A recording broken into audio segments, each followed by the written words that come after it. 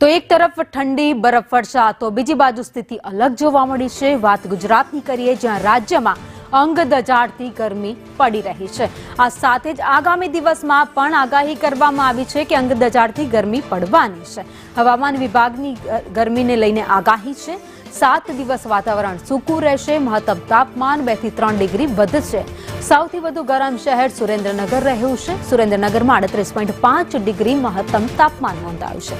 अनेक विस्तार में महत्तम तापमान 35 થી 36 डिग्री रहेशे। आने वाला अगले 7 दिन तक मौसम ड्राई रहेगा और जो लघुत्तम तापमान है इसमें ज़्यादातर परिवर्तन नहीं होगा, मतलब एनएलसी में रहेगा 1 से 2 डिग्री सेंटीग्रेड के अंदर ही वो चेंज रहेगी। और जो हमारा उच्चतम तापमान है इसमें 2 से 3 डिग्री सेंटीग्रेड टेम्परेचर डाउन होने का पूर्वानुमान है अगले 3 दिन तक। उसके बाद फिर एनएलसी में रहेगा अगले मतलब 5 दिन का जो फोरकास्ट है उसमें आते 2 दिन।